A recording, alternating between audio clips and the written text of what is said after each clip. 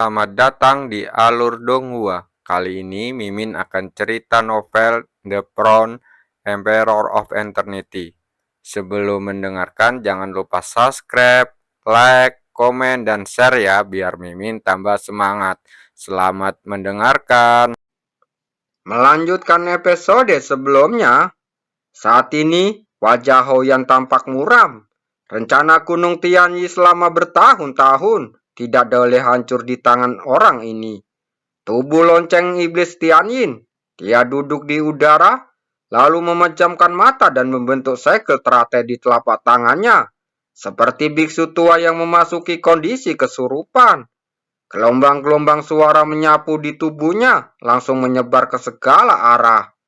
Pupil mata Chu Kuang-Seng langsung menyusut, dan dia merasakan aura berbahaya dari tubuh Haoyan. Memikirkan hal ini, dia segera menarik nafas dalam-dalam, dan ekspresinya menjadi sangat serius. Kekuatan ruang melonjak di sepanjang garis meridiannya, dan lalu mengelilinginya. Samar-samar, seperti ada auman naga kuno yang sangat besar. Melihat perubahan aneh di langit, wajah orang-orang dari Pavilion Kisah dan Sekte San Quan tiba-tiba berubah. Dia benar-benar menggunakan tubuh lonceng iblis Tianyi, kata Sawutian dengan wajah terkejut. Ini adalah keterampilan unik di Gunung Tianyin. Bahkan jika melihat di seluruh Gunung Tianyin, hanya ada beberapa orang yang berhasil mempraktekannya. Wajah Huo Feng menjadi serius. Melihat gerakan Haoyan yang langsung mengaktifkan seni bela diri terkuatnya, bisakah orang ini menghentikannya? Dia bergumam pelan, matanya tanpa sadar mengarah ke arah Salofeng, dan ekspresinya segera menjadi khawatir lagi. Pada saat ini, udara dingin mengalir di sekujur tubuh Salofeng, dan sepertinya ada lautan arus dingin yang berkumpul di belakangnya. Dingin sekali, serunya. Ini juga merupakan seni bela diri yang kuat, yang dapat dikatakan sebagai harta karun Pavilion Kisah. Keberhasilan atau kegagalan tergantung pada ini, kata Huan Feng dengan telapak tangan yang terkepal. Jauh di langit, gelombang fluktuasi dahsyat menyapu tubuh Haoyan dan Salofeng, menyebabkan langit berguncang. Di sisi lain, Chu Kuang-Seng, semua kekuatan telah tertahan di dalam tubuhnya, dan hanya auman samar naga yang terdengar. Aku ingin tahu siapa yang akan memenangkan dalam tabrakan ini. Pertarungan sengit telah mencapai tahap akhir, dan tidak ada yang meragukan kekuatan Chu Kuang-Seng. Ini adalah pertarungan nyata antar generasi muda. Tanah air besar, mata Chu Kuang-Seng tiba-tiba terbuka, dan seberkas cahaya keluar dari matanya. Cahaya kuno meraung, seperti berubah menjadi dunia yang sunyi di depannya. Aura yang sangat kuno memenuhi dunia membuat semua orang merasa seolah-olah berada di zaman kuno, dan seluruh pikirannya mereka berinteraksi. Energi kuno yang menakutkan. Semua orang melihat pemandangan itu dan berkata dengan ekspresi khawatir di wajah mereka. Penyebaran aura saja telah menyebabkan sebagian besar orang kehilangan semangat juangnya, dan seluruh tubuh mereka seolah-olah termakan oleh aura kuno. Pada saat ini, tubuh Haoyan tiba-tiba bergetar, dan kemudian cahaya hitam pekat menyembur keluar, menutupi seluruh tubuhnya. Samar-samar, semua orang seperti melihat bahwa di bawah terselubung cahaya hitam. Tubuh Haoyan tampak berubah menjadi lonceng ajaib, memancarkan semburan lonceng yang menggetarkan jiwa. Kondensasi, teriaknya pelan datang dari tubuh lonceng, dan cairan hitam melonjak dengan ganas, berubah menjadi palu ajaib besar. Tubuh lonceng iblis abadi Taiyin, suara iblis merenggut kehidupan. Suara aneh itu bergema, seolah-olah itu berasal dari dunia iblis, membuat orang merasa bahwa nyawa mereka sedang dirampas. Setelah itu, di bawah tatapan kaget banyak orang, palu ajaib itu tiba-tiba terbanting, mendarat dengan keras di tubuh seperti lonceng iblis Haoyan. Seperti ada suara muntah darah, dan saat berikutnya, suara itu ditenggelamkan oleh suara lonceng yang menggemparkan bumi. Apa ini yang disebut tubuh lonceng iblis Tianyin ini? Sebenarnya adalah seni bela diri yang sangat ganas. Ketika semua orang melihat pemandangan di langit, kelopak mata mereka melonjak ketakutan. Cara seperti itu tidak dikatakan merugikan diri sendiri. Suara iblis itu bergetar, dan gelombang suara aneh yang terlihat dengan mata telanjang menyapu darinya, menyebar ke arah Cukuangseng dengan kecepatan yang tampak lambat, namun sebenarnya sangat cepat, sangat dingin, dan membekukan. Pada saat ini, Sao Loveng berteriak. Lautan dingin di belakangnya melonjak, dan aliran cahaya biru es bermekaran darinya. Begitu cahaya dingin muncul di air ini, semua langsung membeku. Bahkan dua puncak es di bawahnya kembali mengembun menjadi lapisan es tebal. Cukuangseng duduk bersila tinggi di langit, dan udara dingin menderu masuk berubah menjadi dunia es di sekelilingnya. Lambat laun, rambut panjangnya tertutup kristal es, memantulkan cahaya biru es yang menyilaukan di bawah cahaya dingin. Namun, untuk semua ini, wajah Cukuangseng tetap tenang. Dia hanya bisa melihat kekuatan spiritualnya meraung, berubah menjadi bayangan Roh Kudus di sampingnya. Kode Roh Kudus membusuk. Dia berteriak pelan di dalam hatinya, dan gelombang riak aneh menyebar dari buku kuno itu, dengan cepat menguraikan udara dingin di sekitarnya. Penyebaran riak tidak henti di situ saja, tetapi seolah-olah memiliki semacam superioritas. Ia memusatkan ke seluruh kekuatannya pada satu titik, menembus lapisan es yang keras, dan berdampak pada cahaya dingin biru sedingin es. Ketika keduanya saling bersentuhan, tidak ada suara yang terdengar, dan semua kekuatan langsung menghilang. Melihat ini, Sao Loveng buru-buru mendorong kekuatan di tubuhnya hingga ekstrim. Cahaya biru es yang tak berujung menyapu lautan dingin di belakangnya, terus-menerus menghalangi penyebaran kekuatan pembusukan. Untuk sesaat, kedua belah pihak memenuhi jalan buntu di udara. Cukuangseng tidak terlalu memperhatikan situasinya. Dia melihat ke depan, di mana gelombang suara aneh menyebar dan pupil matanya dengan cepat membesar. Hal ini benar-benar sulit untuk diatasi. Dia menarik nafas pelan, dan ekspresinya menjadi sangat serius. Saat berikutnya, seperti ada auman naga yang menggelegar, dan keganasan di mata Cukuangseng tiba-tiba menjadi sangat ekstrim. Tangan pembunuh naga hutan belantara hebat. Dia menampar dengan satu telapak tangan, dan cahaya kuno berkumpul, lalu berubah menjadi telapak tangan kuno berukuran 1000 kaki. Di tangan kuno, cahaya berkelip-kelip. Di satu jarinya dengan cepat berubah menjadi warna kristal. Setelah itu, cahaya kristal memenuhi udara, dan jari kedua juga secara bertahap mengkristal, dan akhirnya sepenuhnya berubah menjadi warna kristal. Dalam sekejap, gelombang aura yang sangat menakutkan mengamuk seperti badai. Ketika semua orang di bawah puncak es melihat telapak tangan kuno yang meledak dengan kekuatan tak terbatas, ekspresi ngeri langsung muncul di mata mereka semua. Saat berikutnya, banyak orang yang mundur jauh dari sini, hanya menyisakan beberapa praktisi yang kuat. Seni bela diri semacam ini benar-benar menakutkan. Semua orang di Sekte San Quan berseru kaget. Pada saat ini, apakah itu tubuh lonceng iblis Tianjin atau pembunuh naga liar? Mereka membuat mereka merasa gemetar dan tidak mampu melawan. Saat ini, Cukuangseng menatap ke depan dengan mata yang tajam, dan teriakan dingin bergema di seluruh langit. Pergi. Di atas langit, pohon palem kuno melintas, membawa kekuatan yang mengerikan memenuhi langit. Saat berikutnya, kedua jari yang telah berubah menjadi warna kristal tiba-tiba jatuh dari telapak tangan lalu melayang tinggi di langit.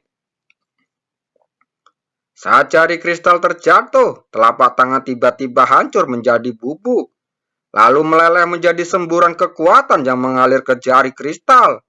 Dalam sekejap, jari-jari kristal itu membengkak melawan badai, dan berubah menjadi berukuran hampir 10.000 kaki membentang di langit. Gelombang suara aneh memenuhi udara saat ini, bertabrakan dengan dua kristal yang membentang tinggi di langit. Seluruh dunia dipenuhi dengan suara keras. dan banyak orang memandang ke langit dengan mata ngeri, di mana kekuatan jari raksasa bertabrakan dengan gelombang cahaya.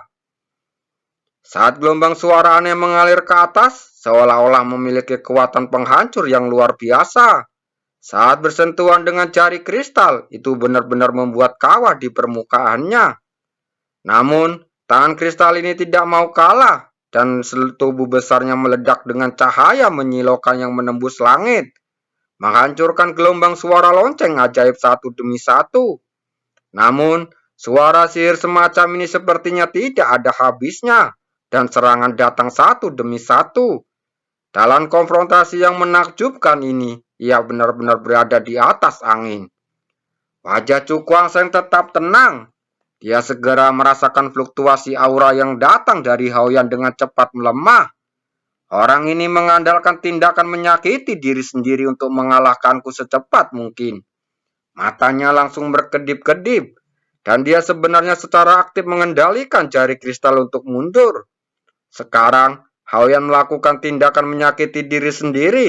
Jika dia ingin menghadapi secara langsung, dia pasti akan membayar mahal. Dalam situasi seperti ini, lebih baik menghindari keunggulan dan menunggu hingga kekuatannya hampir habis sebelum melancarkan serangan balik. Melihat ini, Haoyan yang diselimuti cahaya ajaib segera memasang ekspresi kejam di wajahnya. Suara ajaib merenggut kehidupan. Dia meraung dan tubuh lonceng bersinar dengan cahaya, dan gelombang suara yang tak terbatas meraung keluar darinya, mengguncang jari-jari kristal itu berulang kali. Jika kamu ingin menghindari ketajamanku, kamu benar-benar mencari kematian. Pupil mata Haoyan berkedip saat dia mencibir. Dengan penglihatannya, dia secara alami bisa melihat rencana Chu Guangsheng. Namun ini juga merupakan kesempatan bagus baginya untuk mengejar kemenangan. Rebut hidup, Haoyan menjentikan jari, dan seberkas cahaya gelap menembus lonceng ajaib yang bergabung ke dalam gelombang suara itu. Dalam sekejap, gelombang suara berubah menjadi hitam pekat, dan fluktuasi aura yang mendominasi menakutkan menyebar. Begitu fluktuasi semacam ini muncul, itu menyebar ke sepanjang jari kristal dan mengalir ke tubuh Chu Guangsheng. Tidak bagus. Chu Guangsheng langsung berubah drastis. Saat gelombang memasuki tubuhnya, kekuatan yang mendominasi menyatu dan langsung merampas vitalitas di tubuhnya. Kulit di permukaan tubuhnya menjadi langsung kering, dengan retakan kecil muncul di atasnya. Jika ini terus berlanjut, dia tidak akan lama lagi vitalitas di tubuhnya akan segera menghilang, kata Chu Guangsheng dengan ekspresi jelek. Sekali kehilangan vitalitas, itu berarti kematian total. Hehehe, bodoh sekali. Menghindari ujung tajam di depan lonceng iblis Tianyin tidak ada bedanya dengan mati. Haoyan tertawa kejam. Melihat pemandangan ini, semua orang dari sekte Sang Quan dan ekspresi pucat muncul di wajah mereka. Haoyan ini sangat kejam, bahkan jika dia terluka parah, dia masih akan menggunakan teknik terlarang untuk membunuh Chu Guangsheng. Ambillah dariku, Haoyan berteriak dengan tajam, dan kekuatan yang mendominasi itu mengalir dengan liar, mencoba menghilangkan sepenuh kehidupan di tubuh Chu Guangsheng. Pada saat ini, ekspresinya tiba-tiba berubah dan dia berseru. Apa yang terjadi? Dia merasakan kekuatan yang merenggut nyawa melemah dengan cepat, seolah-olah dia dipenjara oleh suatu kekuatan. Chu Guangsheng juga tertegun sejenak, dan kemudian beraksi dengan ekspresi ekstasi. Itu milik menara ruang waktu. Pada saat ini, di dunia luar angkasanya, menara dunia yang berwarna-warni sedikit bergetar, dan gumpalan warna-warni cahaya memenuhinya. Itu keluar dan mengalir melalui tubuhnya di sepanjang meridian di tubuhnya, lalu menekan kekuatan perampas nyawa ke satu titik. Waktu dan ruang adalah abadi. Tidak peduli betapa sombongnya kekuatan ini, ia tidak dapat menghilangkan kekuatan ruang dan waktu. Mata Chu Guangsheng bersinar, dan dia segera mengerti. Ketika dia melihat ke sisi yang berlawanan, matanya dipenuhi dengan energi mental yang menembus langsung melalui penghalang lonceng iblis Tianyin dan melihat Yaoyan pucat di dalamnya. Bagaimana kamu bisa menahan kekuatan lonceng iblis Tianyin? Haoyan seperti merasakannya, lalu menatap Chu Kuangseng dengan datar. Melihat ekspresi merahnya, Chu Kuangseng tersenyum tipis. Dan dengan pikiran di benaknya, bola cahaya berwarna-warni muncul dari telapak tangannya.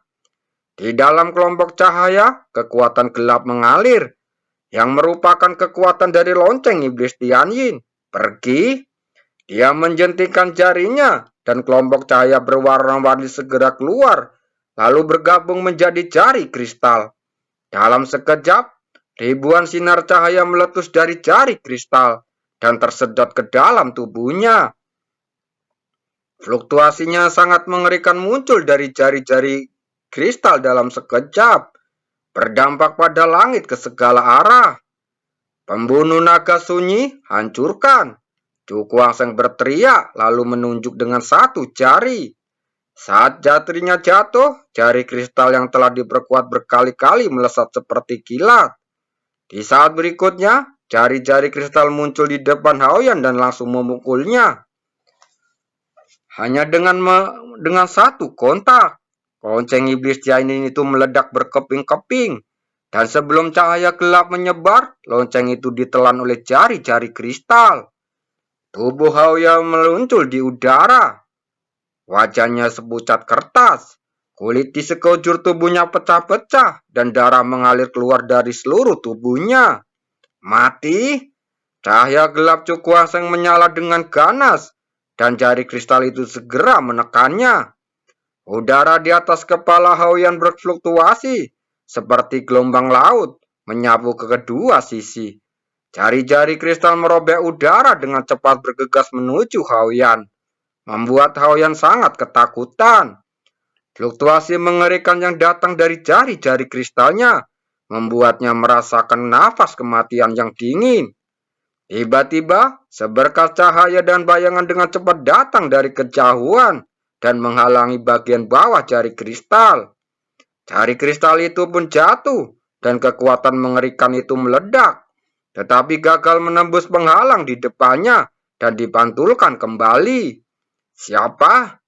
Teriak Chu Kuangseng dingin, menatap bagian atas kepala Haoyan dengan muram, di mana ada cermin perunggu yang melayang di udara. Cermin perunggu terlihat sangat sederhana, sepertinya hanya benda biasa. Tapi hanya karena dia bisa dengan mudah memantulkan jari kristal. Ini cermin Tianyin. Mobil Sawutian langsung menyusut, dan dia mengeluarkan suara terkejut, dan langsung mengenali asal cermin perunggu itu. Terima kasih.